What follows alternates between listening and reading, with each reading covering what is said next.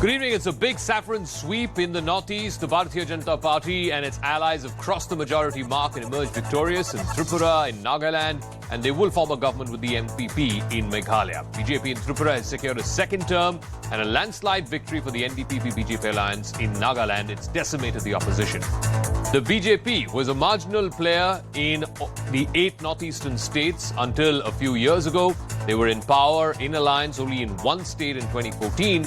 Cut to 2023, the BJP is in power in every single one of the 8 states of the Northeast. So what explains this huge surge in popularity in the Northeast of India for a party which did not have a footprint less than a decade ago?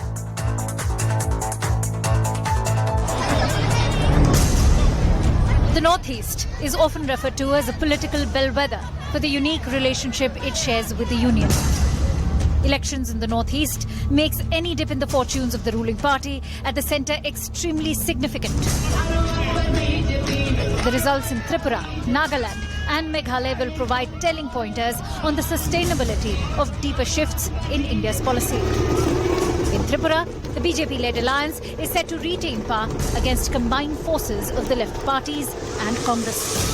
Voting the challenge from Tripura Motha, which initially threatened to keep BJP off majority mark. Thank you very much for your this congratulation. And normal, of course, I am very happy. Our party peoples are very happy.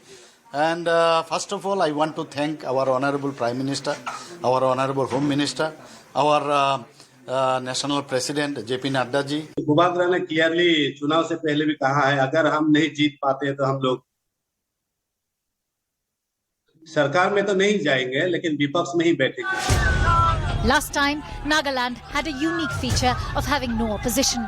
All parties with a presence in the 16-member assembly backed the Nationalist Democratic Party-led government. NDP-BJP alliance contested these polls with a 40-20 formula, and the 4-time Chief Minister looks set for a 5th term. जो inclusive development Modi सरकार ने double engine सरकार नागालैंड और दिल्ली मिला के दिया है, उससे हम लोग प्रचंड आवाज से हम लोग जीत के आएंगे. हम मानते हैं कि नागालैंड में विकास को लेके एक ही ऐतिहासिक सरकार रहेगी. In Meghalaya, BJP contested on all 60 seats for the first time and ran determined campaigns with its big wigs. BJP was a partner in the state government, but ties soured. However, Chief Minister Conrad Sangma has hinted that the two parties can again come together if the verdict throws up a hung assembly. It looks like we are short, but we'll wait for the final results. But let's hope for the best, and once the final numbers are out, let me take a call. These elections have shown the mirror to many. The Congress relegated to the fringes and the TMC unable to make mark outside of Bengal. And over the past 8 years, the Bharatiya Janata Party has gradually replaced the grand old Congress party to become a force to reckon with in the northeast region. And speaking at the victory celebrations at the BJP party office in the national capital, the Prime Minister threw the gauntlet at the opposition and said that this is an acceptance of the people of the Northeast of the Saffron party. And more importantly, he said that Delhi se dil ki duri nahi hai for the Northeast. Most importantly, he also said there was a time when the BJP was branded as a party of the Hindi heartland belonging to a certain community. Now he says by winning in the Northeast, the image of the BJP not being a minority-friendly party has also been shattered. Let's listen in to what the Prime Minister said, and then I'll open this up to our guests. आज के नतीजे ये दिखाते हैं कि भारत में लोकतंत्र और लोकतांत्रिक व्यवस्थाओं पर कितनी आस्था है, एक मजबूत आशावाद है. अब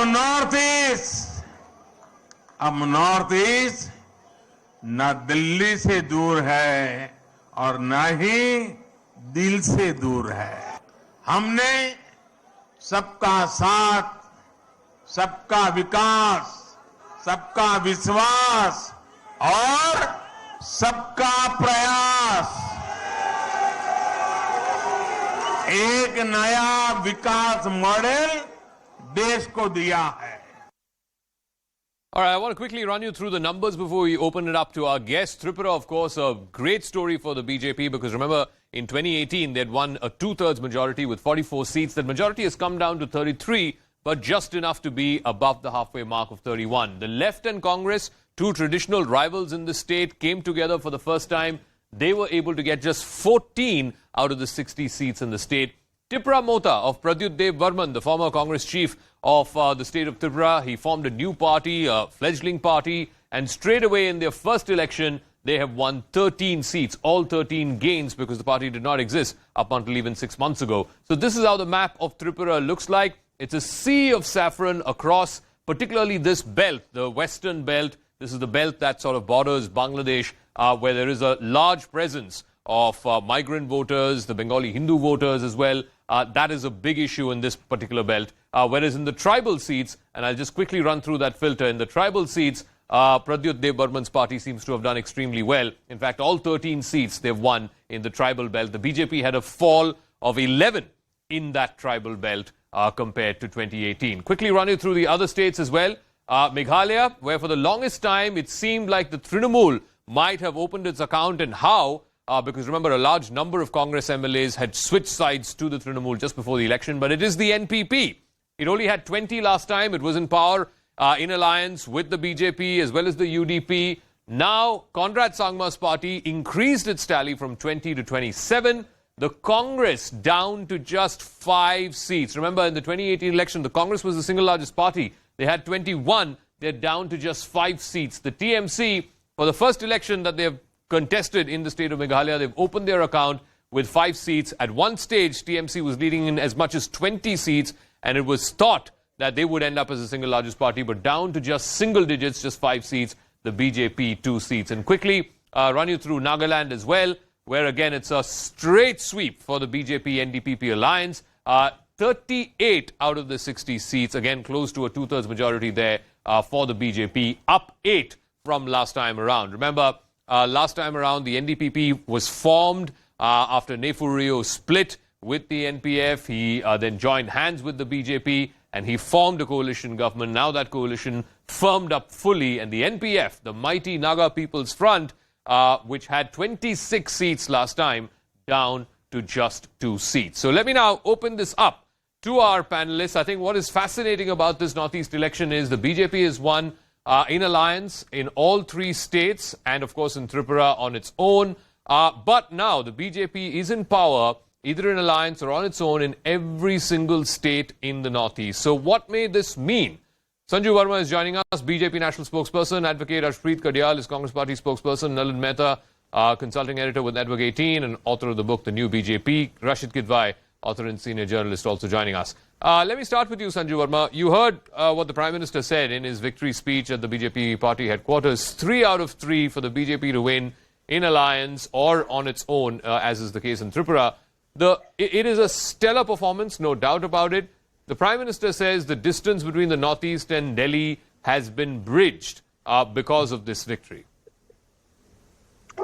You know, Zaka, first and foremost, thank you so much for that excellent introduction. You laid down the ground rules for the debate by giving out those numbers, which put things in perspective. You know, I just want to say one thing. What the Prime Minister today said, if you notice, he kept talking about the BJP cadre, our organizational strength, about the average BJP karyakarta. He actually compared the average BJP karyakarta to the third eye of Lord Shiva, making the karyakarta as the all-powerful in the overall scheme of things. And I know that the Prime Minister was not indulging in any kind of platitudes or, trying to play to the gallery or to the last common denominator. I just have this to say. If you ask me honestly as the BJP spokesperson, the biggest reason, and I say this, I will back it up with numbers.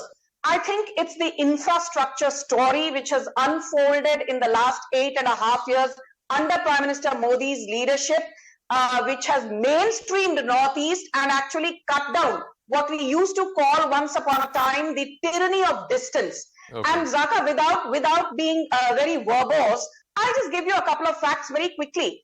I was surprised to find out that Barak Valley in Assam was first brought onto broad gauge only in 2016. Agartala in Tripura, the capital of Tripura, came onto the railway broad gauge only in 2019. And the capital cities of Arunachal Pradesh, Tripura and Assam were also linked with the broad gauge railway network only as recently as 2019.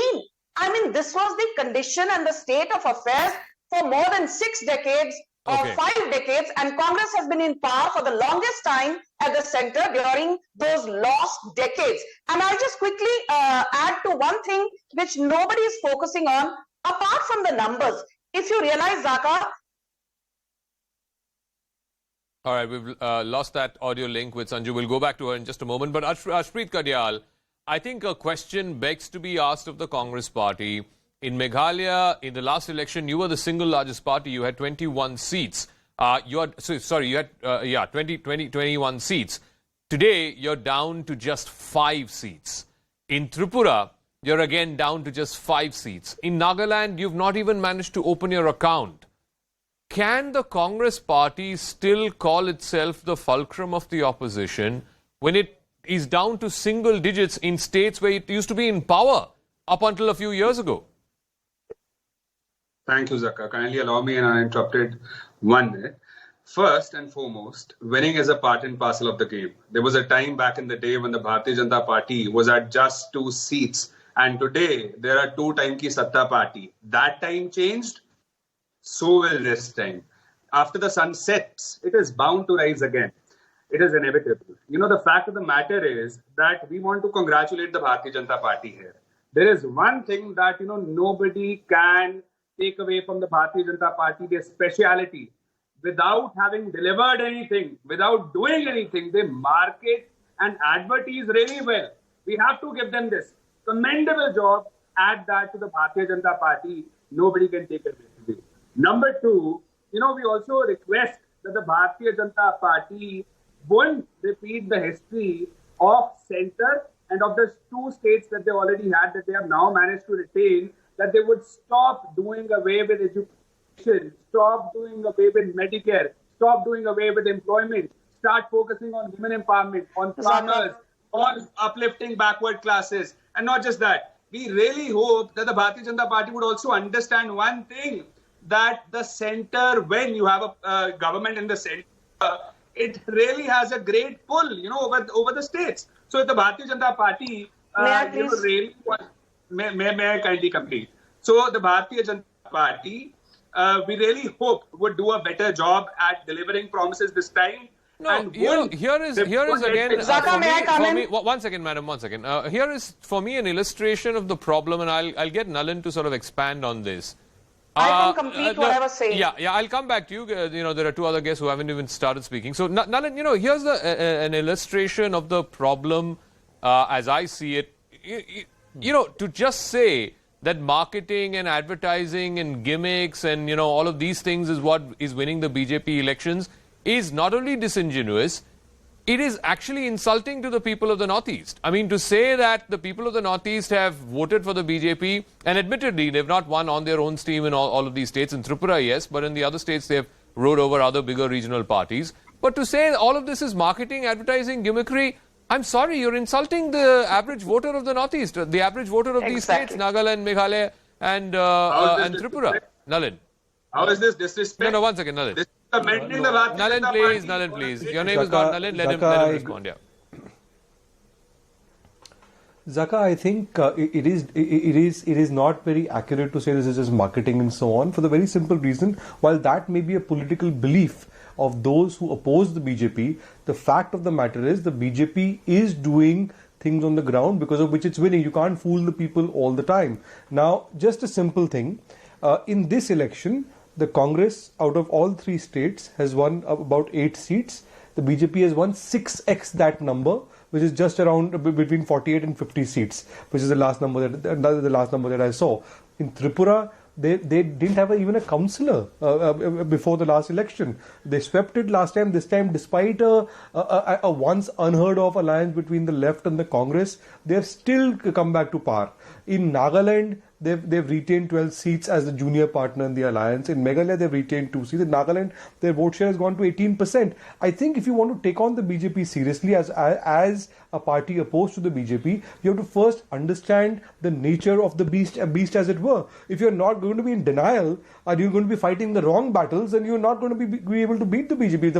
The simple point is, the Congress was once the dominant national party in the Northeast. The BJP has now replaced the Congress as the dominant national party in that region. Okay. The BJP didn't even had never formed a government in Northeast before 2016. It had not even come second. But now it's in power in multiple states in the Northeast. And I think this is a moment to introspect. You know, Rashid, the issue is, the issue is that not only is the Congress party having conceded almost wholly the position of the major national party that is prevalent in the Northeast, they are now fast losing the major opposition status as well. Look at just look at Meghalaya, where you are in. You're in Shillong, right? This was, like I said, 5 years ago, it was the Congress that was the single largest party. Of course, I don't want to get into the political machinations by which NPP and UDP and BJP came together, but fact is they had 21 seats. Today the Congress is just 5. And the Trinamool Congress, which, this is their first election in Meghalaya, they were not even active in Meghalaya, Rashid, till about a year or so ago, or a couple of years ago. They are on the exact same number of seats as the Congress is. So clearly the Congress is not only conceding, as Nalin said, the national party status to the BJP, they're also potentially conceding the main principal opposition party status also to other parties in the opposition. Rashid. Okay, Nalin, you want to take that, and then I'll go back to those political spokespersons. Yeah. So, look, the left got decimated last time in Tripura. The left has come back, despite the alliance between Congress and the left. The left has got significant number of seats in Tripura. You are right about Meghalaya as well. The Trinamool Congress has come in. Now, look, I can understand. There is always this older argument that politics in the Northeast is smaller states. There is a propensity to align with the party in the center. That's fine. But why are so many congressmen leaving and joining other parties like the Trinamool Congress? The whole thing of Mukul Sangma is exactly that. I think the Congress should look very seriously at why it's not being able to hold its flock together at the ground level where it matters, outside of the larger ideological battle which keeps happening all the time anyway. Rashid is back, and I think that's a point well taken. Sushmita Deb from Congress leaves to the TMC. Mukul Sangma is again a classic example, former chief minister, a strong man of the Congress party, leaves to join the Trinamool Congress. Pradyut Dev Varman, again, former chief of the Congress in Tripura, leaves to start his own party. I can understand, Rashid, if people are leaving the Congress to join the BJP, in politics you want to be with the party in power, all of that. I can understand that. But people are leaving the Congress more to join other opposition parties than to join the BJP. That is even more concerning. Exactly. Rashid. Absolutely. I think it's one can go and should introspect and think over it. But it's a larger point it's a very poor reflection on the entire opposition. There are no ifs and buts in politics. But if the Congress, the left and Tripura had fought together with some kind of adjustment or some kind of alliance, perhaps things would have been better. After all, it's just a matter of 5, 6, 7 seats in Tripura. Similarly, in Meghalaya also. So look at the BJP. The BJP today the BJP, every credit should be given to the BJP. But the fact of the matter is, BJP is not winning even 1/3 of the seats it had contested, but is able to, be in the government in all 3 states. The Congress has to be clever, and the opposition has to be clever. We have seen it in Goa. We have seen it in so many states. It's a similar story. There is so much of one-upmanship between Trinamool and Congress, Aam Aadmi Party and Congress. So unless the opposition gets its story right, as Nalin was saying, some kind of strategy has to evolve. And Rahul Gandhi and Congress, they have this open door policy. They don't want to stop anyone. time of Indira Gandhi, Rajiv Gandhi, even Narasimha Rao's time, when anybody was leaving the Congress, concerted efforts were made by party managers to prevent that kind of thing. And a lot of people didn't leave the party. But today, I think both Rahul Gandhi and Priyanka Gandhi, they feel very good. They say, good riddance. Anyone who wants to leave is free to leave. Again, I don't think, even if, of course, we don't know hypotheticals in politics, but even if left, Congress and Tripura contested together, I think the dynamics of Tripura, the BJP would have won. Perhaps it would have got more than the 33 that it has right now. Left and Congress alone have 45% vote share as per the 2018 elections. 45% vote share should not translate to 14 seats. It should be well more than 14 seats. Congress has won only 5. And the left, all left put together, CPM, CPI, Forward Bloc, everything put together, only 9 seats. In a state where Manik Sarkar was ruling uninterrupted for 20 years, combined left has been reduced to single digits. So I think, and I'll go back to Sanju Verma on this, I come back to what the Prime Minister said. I think the voter in India, whether he's in Karnataka or she's in Tripura or she's in Rajasthan, is responding, A, has my life become better in the last 5 years? If the answer is yes, that voter is willing to give the political benefit of the doubt, the political benefit, as it were, to that party that he or she perceives as having improved their lot. I think that is the fundamental difference, that people are perceiving, a large majority of people are perceiving that the BJP government, whether at state, whether at centre, is working for them. There could be a large number of people who also feel that it is not working for them. But that number of people is not acquired anywhere close to critical mass. Sanju Verma. Zaka, I think you've nailed it. I don't want to sound offensive today because we are celebrating our victories in the Northeast. But I think, the Congress, I pity it. Forget about being a serious contender in any election. They are not even, the principal opposition party. They have been completely decimated.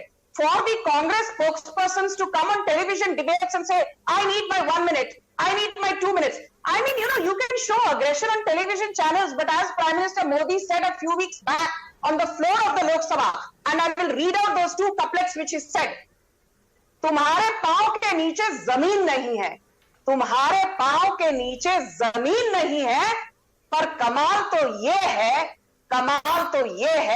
कि तुम्हें फिर भी यकीन नहीं है. कमाल तो ये है कि तुम्हें फिर भी यकीन नहीं है. You have become the proverbial ostrich. Tell me, Zaka, the Bharat Jodo Yatra ended on 30th January 2023. Yeah. Tripura went to the polls on 16th February 2023. Meghalaya and Nagaland went to polls on 27th February 2023. Between 30th January and 27th February, we have all seen visuals of Rahul Gandhi enjoying skiing at Gulmarg. Now he's in Cambridge. He did not find the time to visit Tripura, Meghalaya or Nagaland. And on the other hand, you have people like Narendra Modi, Amit Shah, JP Nadda, who work not 24 but 25 hours out of 24 hours.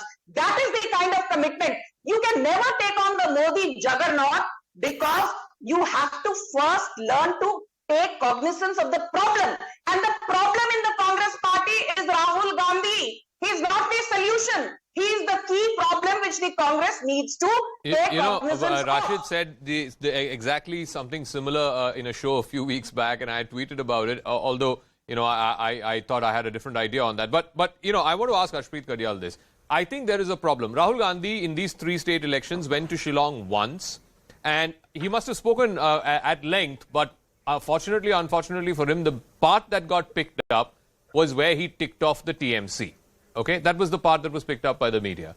One campaign in Shillong in the month after Bharat Jodo, not going to Tripura, not going to Nagaland, just one campaign. Now, I know there is a school in your party taking off from what happened in Himachal Pradesh saying, if Rahul Gandhi doesn't campaign, it's actually better. We actually stand a better chance. Now, you have to make up your mind, Advocate Harshpreet Karyal. Either Rahul Gandhi is your leader, is your mascot, is the person who's campaigning 24/7 like Mr. Modi and like Mr. Shah, or he is not. The problem with the Congress is they can't seem to, and Sanju is right, you can't seem to make up your mind about Rahul Gandhi. Thank you. Zaka, kindly allow me an uninterrupted minute. One, Sanju Verma said that, they have to seek uninterrupted minutes. I know Bharatiya Janata Party won't understand that, why we have to do that, because you don't go through it. However, you talked of Mr. Rahul Gandhi. Please, Zaka, you too and Sanju Verma also could, give us an itinerary as to what Mr. Gandhi should do, where he should go, what he should say, etc. We'll follow what you say. We'll devise our strategies according to you. We'll basically change everything according to you. Number three, the purpose of election is coming to the main points. The purpose of election is, at the end of the day, to work for the welfare of the people. We hope the Bharatiya Janata Party would at least understand that now. And the people, were discussing in the morning after the results came out. What will the Bharatiya Janata Party be discussing in the meeting in the evening? Someone said that they'd be discussing not what to do next or on the next day in the coming year. They discuss how do we plan the strategy to win election in the next 10 years. Some Bharatiya Janata Party's leaders are so accustomed to giving statements like this that, in the last 3 states election when it happened, they said this. We'll be planning the next strategy already after winning. That is what the people does. I mean, that is how politics has changed. Politics has now become a 24/7, non-stop, relentless pursuit. And if, your opponent, the BJP, is doing that, I mean, if they are playing T20 cricket and you're still playing Test cricket, you can't hope to win against them in a T20 Not match. even Test cricket, gully cricket. 100%. Gully cricket. So the issue is, I'll give the final words to both Nalin and to Rashid, please. Sir, please. I'm really running short of time on the debate. Nalin, I come back to this. I want to take this forward. The Prime Minister said something which I thought was interesting. I guess we'll need a little more data on that. He said, you look at the 3 states that went to polls in the northeast, right? Meghalaya has 75% Christian population. Nagaland is 85% Christian population. And admittedly, the BJP is not the principal player there. In Meghalaya, they will be riding on the coattails of the NPP. In Nagaland, they will be the junior partner to the NDPP. But the fact that such high minority-dominated states were willing to give the BJP a chance, not once but twice, that's got to say something.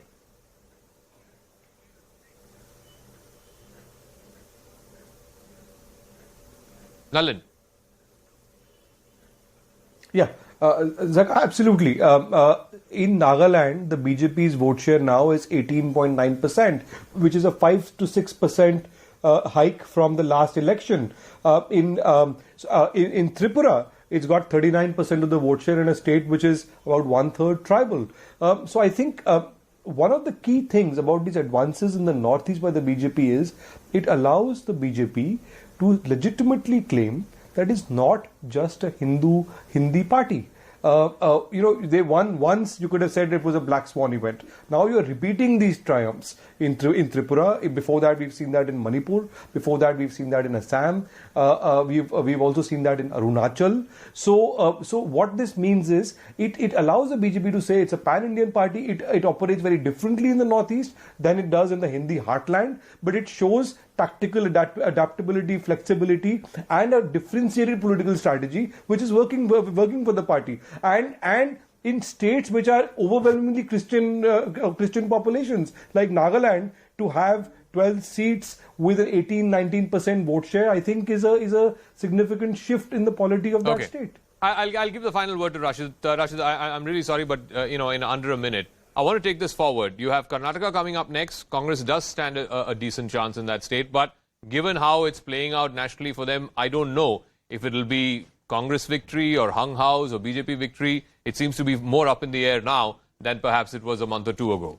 Then you have, towards the end of the year, you have Rajasthan. I mean, everybody knows what's going on in Rajasthan. I mean, it's as good as a gone case for the Congress. Then you have Madhya Pradesh. It's a state where they do stand a chance. In fact, let's not forget, 5 years ago, Kamal Nath won that state. Of course, after that, the BJP managing to get a substantial number of Congress legislators onto its side and then keeping that state.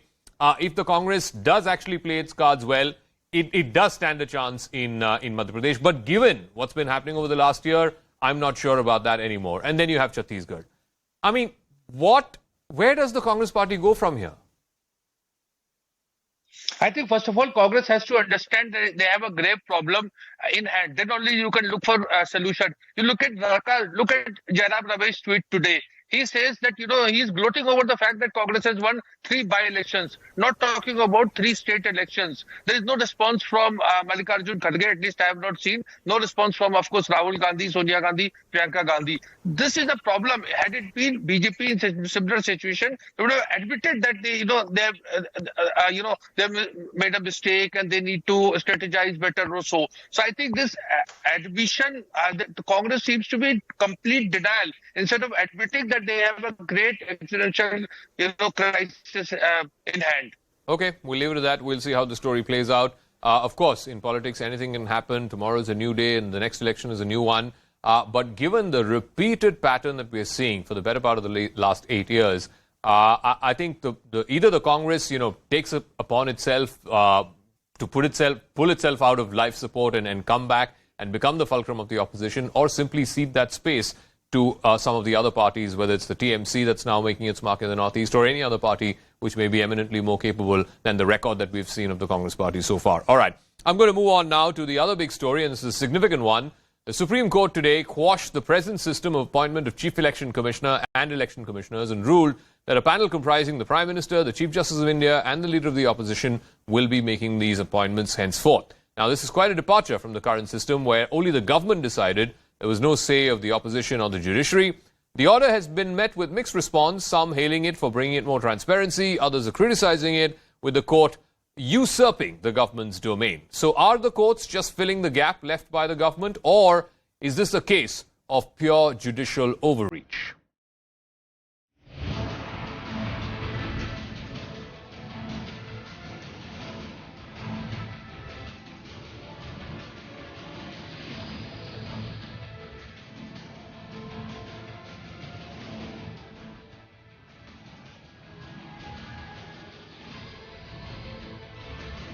Election commission का independent budget होना चाहिए, independent secretariat होना चाहिए, rule making power होना चाहिए। ये ऐतिहासिक इसलिए है क्योंकि आज संस्थाओं पे 360 डिग्री से इस सरकार का प्रहार है, परोक्ष रूप से या सीधे रूप से। We have to welcome this judgment. In fact, if you see the director, how CBI director has been appointed, this is they are appointed by a high power committee that the executives cannot appoint this important post.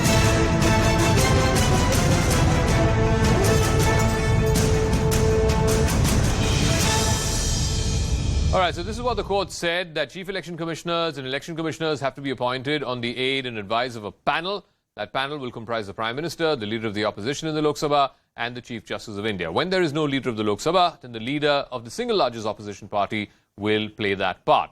The appointment will be done by the President of India. Now, while the court did say that this will continue to hold good till the law is passed, it is still seen as a setback for the centre, because the court also added that election commissioner's appointment needs to be insulated from executive interference.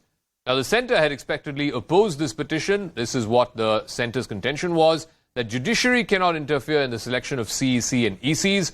Inclusion of CJI in the process would amount to judicial overreach. Inclusion is in violation of separation of powers. The court can quash appointment if unqualified person is chosen. The presumption that inclusion of judiciary would bring in fairness is wholly flawed.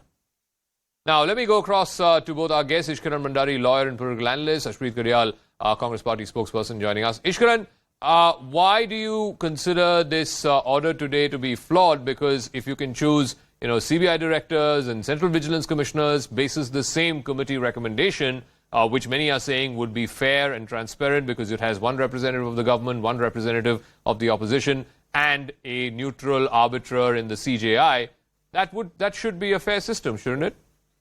Zaka, I never said that the order is flawed per se. What I have said is that there are various ways of having transparency. Is the only way of transparency the presence of a Supreme Court judge or the CJI? That is the larger philosophical question in our constitutional scheme of things. Because, of course, while we are talking about a transparent process, and we have had certain election commissioners like Mr. M.S. Gill, who was an election commissioner and then a member of Congress and then a minister in the cabinet. But what is the form of transparency and how should that transparency come about?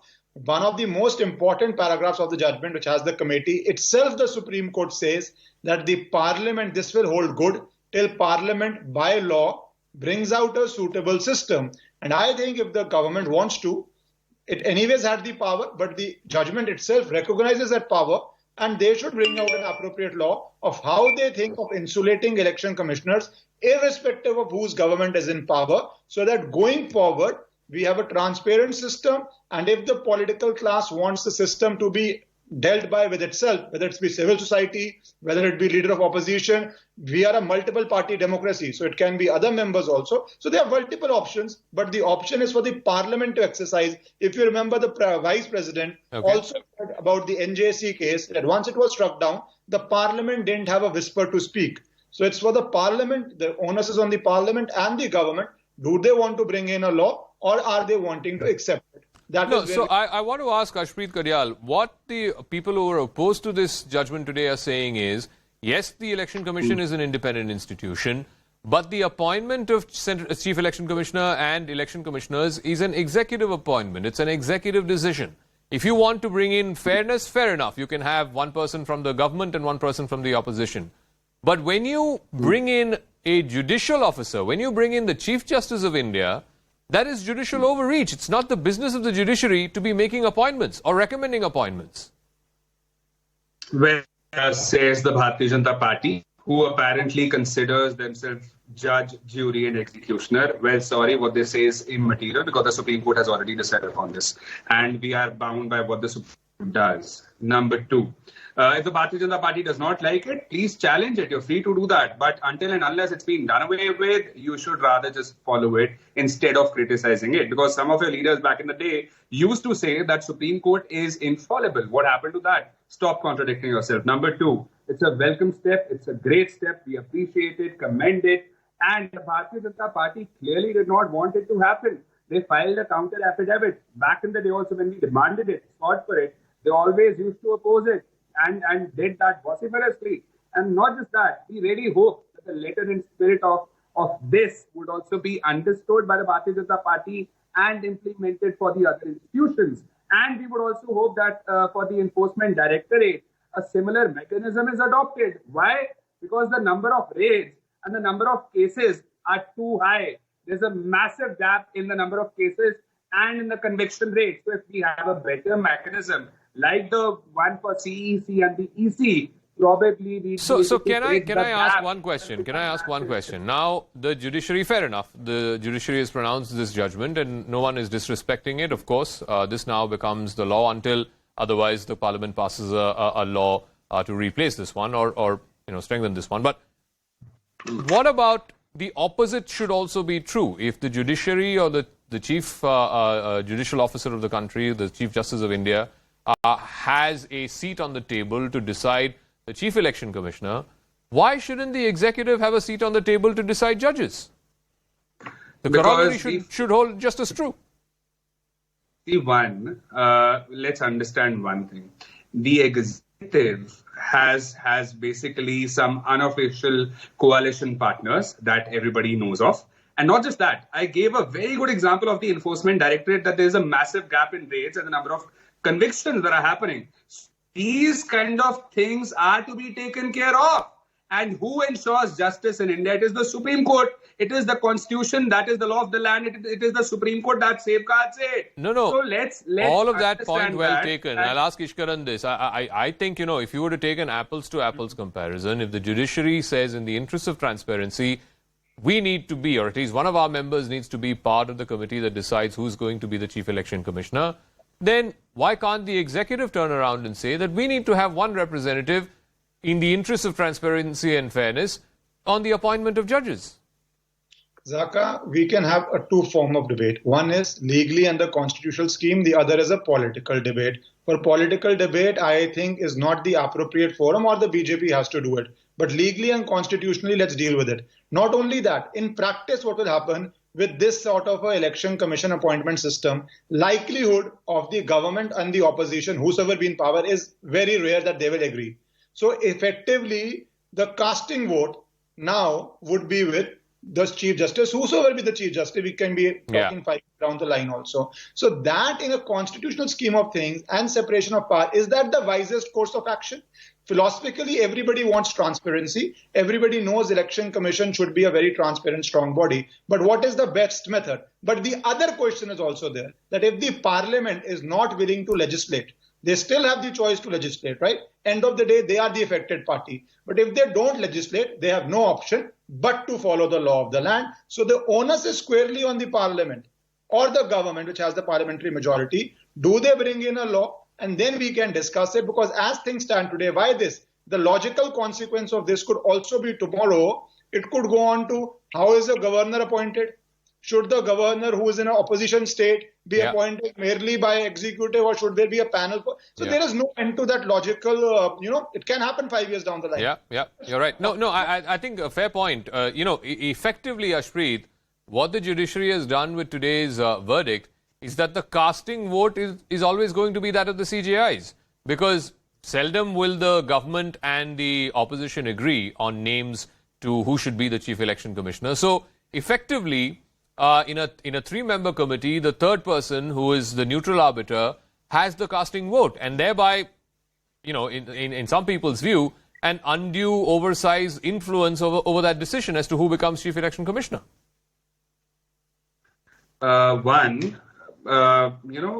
Like you just said, that he would be the neutral person. The government would obviously, would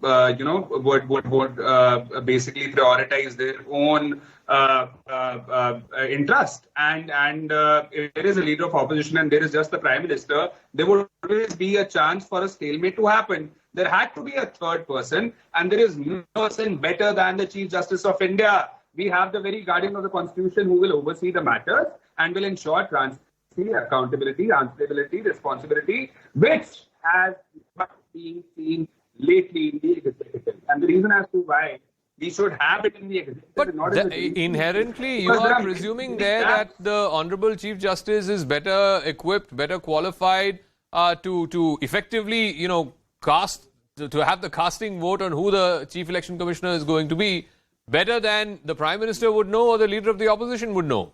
Because like I said, seldom would the two of them agree on a name.